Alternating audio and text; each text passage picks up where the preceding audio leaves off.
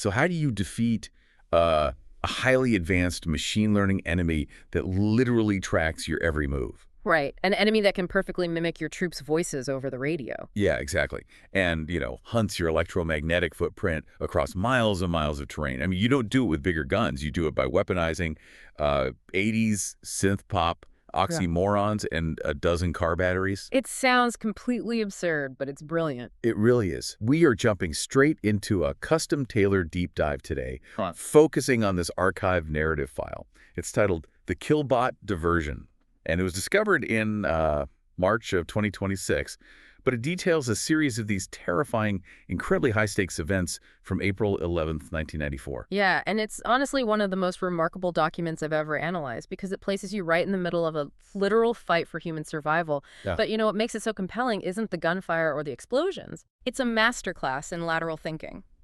It shows us exactly what happens when a technologically inferior human force is backed into a corner and they have to use the rigid algorithmic logic of their enemy completely against them. Okay, let's unpack this, because the tactical stage here, the situation these resistance fighters are in, is incredibly complex. We drop into the narrative with two key figures, right? Benedictus and Damont. Exactly. And they aren't on the run initially, which is interesting. They're actually planning this highly coordinated simultaneous strike on 3 communication exchanges, the northwest, north, and northeast perimeters. They're trying to breach a walled complex, and this is all following a successful operation that the file refers to as a freight train heist. Which tells us right away that they are organized, they're highly competent, and they are heavily armed. I mean, they have 75 men deployed in the field across 15 outposts. Wow, so that's a decent-sized force. Yeah, they're 5-man teams sitting about 4 to 6 miles out in the southwest, south, and southeast sectors. So Benedictus is running the offensive strategy, but, in warfare, momentum can shift in a matter of seconds. Before they can even launch this massive 3-pronged strike, Benedictus asked Damont to run a standard status check on those 15 outposts. And that status check, that's what reveals the invisible threat they're actually dealing with. Yeah. Because they aren't fighting regular human soldiers. Not at all. The enemy uses what the file calls killbots. And these aren't just like remote-controlled tanks or drones. They are fully autonomous machines actively hunting the human soldiers by tracking their EMF, their electromagnetic frequency disruptions. Right. And to put that in perspective for you, these soldiers are using standard military Sinjurs radios in their vehicles and heavy IC-725 base station radios inside their actual outposts. Which is a huge problem. It's basically a death sentence in this environment. Sinjur Gazars and IC-725s, they require a massive amount of power just to push a signal over miles of rough terrain. Yeah, it's like trying to hide in a pitch-black room when you're covered head to toe in glow-in-the-dark paint. That is the perfect way to describe it. I mean, every single time one of these soldiers just presses the transmit button to talk, they blast out a massive electromagnetic flare. The killbots just sit back, watch the spectrum light up, calculate the exact coordinates of the flare, and converge. But what's fascinating here is that the terror goes far beyond just being physically tracked. Because when Damont runs this status check, he doesn't just ping the radios to see if they're powered on. He's running a continuous vocal analysis program in the background to detect non-human vocal patterns. Oh man, just thinking about that gives me chills. It's terrifying. Imagine sitting in that command tent, right? You ping outpost after outpost. And the voices coming back, they sound exactly like the men you deployed. They use all the right military terminology. But Damont's screen suddenly lights up with a very grim reality. 3 outposts in the southeast sector fail the human verification. Meaning the voices are fake. The bots have already overrun the entire southeast sector. Yep. 15 men are just gone. And the commanders didn't even know what happened. The implications of that are genuinely chilling. The bots didn't just destroy those outposts, they compromised them. They were actively listening, mimicking the dead soldiers, and just silently inserting themselves right into the human communication loop. So put yourself in Benedictus's shoes for a second. You are commanding an army, and you suddenly realize the enemy can perfectly mimic your troops over the radio. Any order you give might be received by a machine.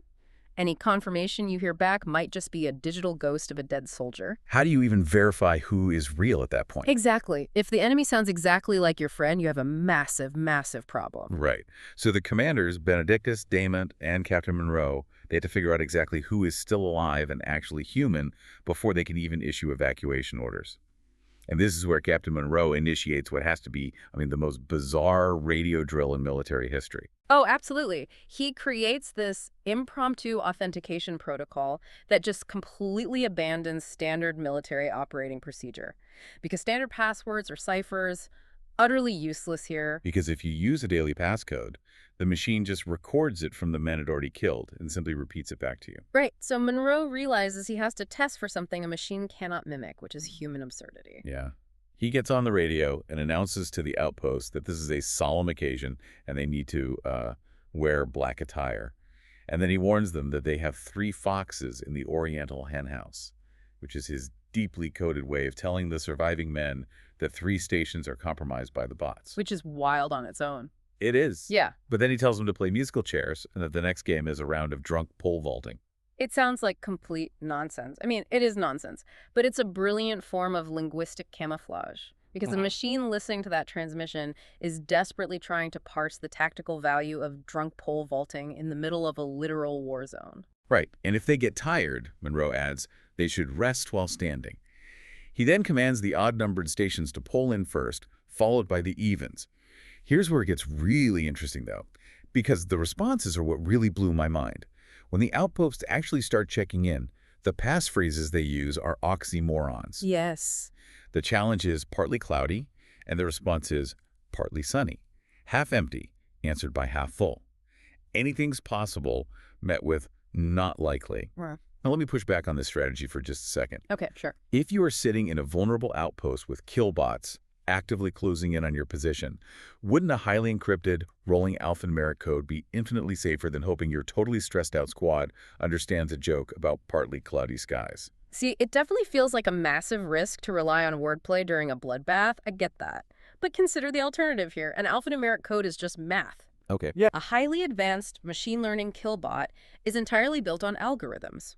It can easily crack a numerical cipher. It can brute force a digital code in milliseconds. But an oxymoron creates a semantic barrier. Because it requires actual cultural context. Exactly. It requires an intuitive cultural grasp of human contradiction. A machine understands absolute truths, ones and zeros. Something is either cloudy or it isn't.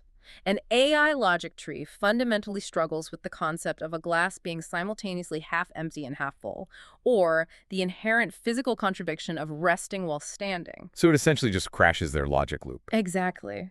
Damont's technology is running the vocal signature checks in the background, sure, but the ultimate security verification is just the messy, contradictory nature of human language itself. The bot simply cannot compute the irrationality of those specific responses. That is amazing. And because the algorithms stall out trying to parse the oxymorons, the 3 compromised stations fail to pull in properly during Monroe's odd-even sequence. The silence basically confirms what Damont's software suspected all along. They isolate the dead zones, and Damont is able to definitively clear the remaining 12 outposts.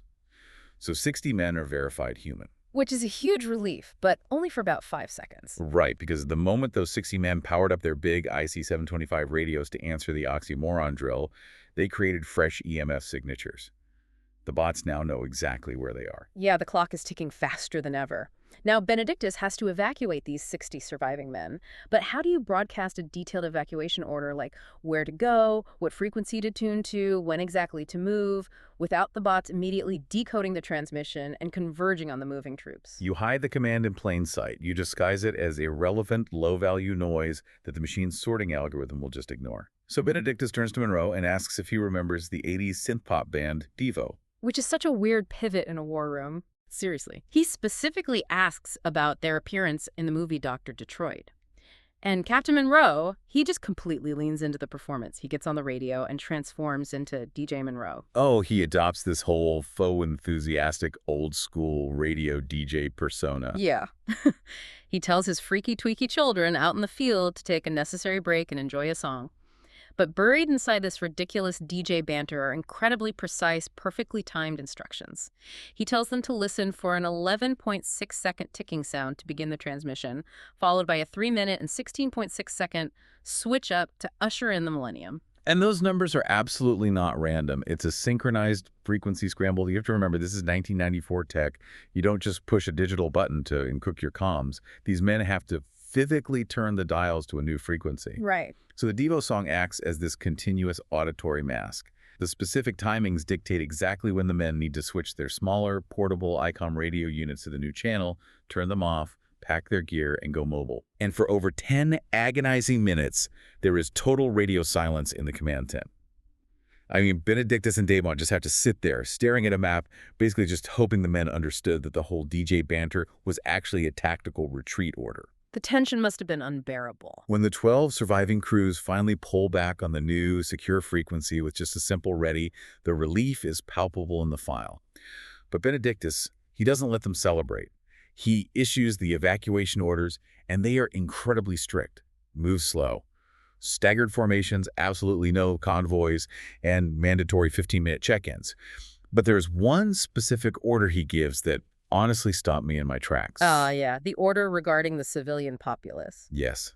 So what does this all mean? The troops are explicitly ordered not to stop and warn the civilians in the area. They are told to just abandon them without a single word. Wait, how do you even justify that? There are autonomous killbots roaming the countryside hunting humans, and you order your army to just sneak away in the dark and leave the town completely blind to the danger. It feels incredibly ruthless. I mean, your natural human empathy screams at you to knock on doors, to evacuate the town, to save people. But if we connect this to the bigger picture, in asymmetric warfare against an algorithmic enemy, empathy will literally get everyone killed. You have to look at the mechanics of what the enemy is actually hunting. Which is EMF, electromagnetic frequency. Right. The killbots are exclusively targeting the active rebellion. They're homing in on military communications and high-powered radio bursts.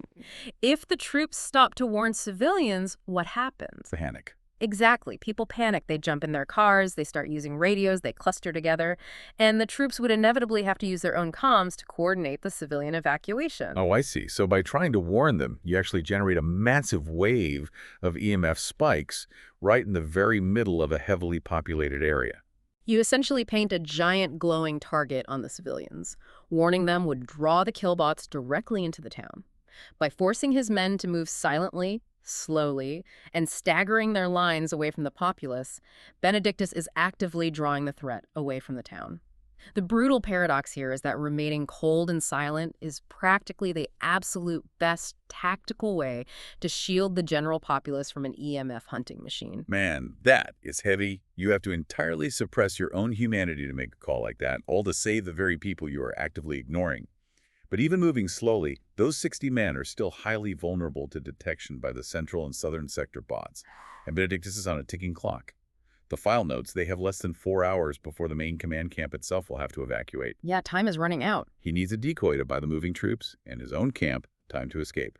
He needs a diversion so massive that the killbots' prioritization algorithms just simply cannot ignore it. If the machines are programmed to hunt the largest EMF signatures, Benedictus decides to give them an artificial signature so blindingly large that it eclipses the escaping troops entirely. And this brings us to the actual operation the file is named after, the killbot diversion. It is a stunning weaponization of the local electrical grid. Right. Benedictus basically drafts an engineering blueprint right on the fly. He requests 2 very specific things from Monroe. 9 men with moderate to high electrical skills, specifically guys who worked for the local power company before the war started, and a dozen 12-volt vehicle batteries. Okay, so Damont pulls up the schematics of 4 power substations located to the south. 2 are residential, 2 are smaller and rural. One of the residential ones is already destroyed, but the other 3 are operational, currently running at about half capacity. Right. The plan relies on a very deep understanding of electrical engineering and how substations actually function. Benedictus sends his 3-man engineering teams to those operational substations. First, they completely shut down the remaining western residential substation. Then, they physically link the 2 smaller rural substations together. The file mentions they had to ensure they had adequate relay protection. Why is that specific detail so important? Because power grids have built-in safety mechanisms. If you surge a massive amount of power through a substation, it will normally trip a breaker to prevent a catastrophic fire or a total meltdown. So the engineers had to physically adjust or basically bypass the relay protections so the system would actually allow itself to be redlined. Oh, wow. Yeah. Once those protections were managed, they surged the linked rural substations all the way up to 90% capacity. Which creates a massive, massive electromagnetic field. But just surging the power grid isn't enough to fool a military AI, right? I mean, the bots are looking for human resistance for military communications. A surging power plant just looks like a malfunctioning power plant, and this is where those 12 car batteries come into play. Exactly. The surged grid provides the sheer volume of EMF, right? The background noise. But to make it a high-value target, you need a military signature. Once the substation teams arrive at their checkpoints they set up nearby, they take their portable ICOM radio units and hook them directly to the 12 vehicle batteries. Now, standard ICOM units are usually pretty low power, but when you hook them up to a 12-volt car battery, you overvolt the signal. You make it absolutely scream across the spectrum. By surging those rural substations to 90% and feeding a signal through the overvolted radios, Benedictus didn't just create a decoy. He essentially built a giant electromagnetic bug zapper for these killbots. Yeah, the trap geometry is just perfect. And now, Damont executes the final digital sleight of hand. He takes the 3 specific bot units that had compromised the southeast outposts earlier, and he scrambles them to a high frequency.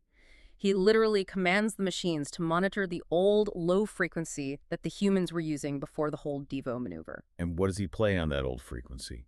He blasts a looped, totally false narrative from those 12 battery-powered ICOM units sitting right next to the surging substations. Yeah. He feeds the compromised bots a fake story of a massive troop mobilization. And the brilliance of that is that the coordinates of the broadcast are real. The bots receive the transmission, their algorithms calculate the source. And what do their sensors see when they look at that specific location? They see a massive, blinding EMF spike generated by the surged substations, combined with the screaming military radio signatures powered by those car batteries. It's irresistible bait. The machines are rigidly programmed to seek out high-value rebel targets based purely on EMF and radio chatter. Benedictus takes the enemy's greatest strength, their absolute algorithmic reliance on tracking data, and turns it into a fatal flaw. Right. The bots immediately converge on the substations. They completely ignore the staggered, slow-moving human troops who are quietly escaping right through the dark. It is a textbook example of asymmetric warfare. I mean, they defeated a technologically superior force not by outgunning them, but by deeply understanding the rigid rules the AI was forced to play by. By feeding the algorithms exactly what they were programmed to crave, Benedictus buys the main camp the hour and a half they desperately need to pack up, survive, and potentially live to counterattack another day. It is just an incredible sequence of events from start to finish. When you step back and look at the entirety of the Killbot diversion, it's just a masterclass in leveraging human quirks. They use the cognitive dissonance of oxymorons to break a voice mimicry program. They use the cultural touchstone of 80s synthpop to time a frequency hop. And they repurposed everyday civilian infrastructure to completely outwit an enemy that, mathematically speaking, should have easily annihilated them. And you know, this is exactly why an archived file from 1994 discovered in 2026 is so deeply relevant to you listening right now. Because in any field, whether you are dealing with cybersecurity, corporate strategy, or systemic threats, when you face an overwhelming algorithmic opponent, the solution isn't always to try and build faster tech. You often just can't outprocess a machine. Sometimes survival requires lateral thinking. It requires you to look at the rigid logic of your opponent and use their own rules against them. Finding the blind spots in the code. I mean, the killbots couldn't understand a joke about drunk pole vaulting, and they couldn't resist a power grid functioning as a giant decoy. Which leaves us with a critical question to consider as we navigate our own heavily automated world. As our real-world systems rely more and more on rigid algorithmic logic to hunt for data patterns and manage our daily lives, are our greatest vulnerabilities the very technologies we rely on?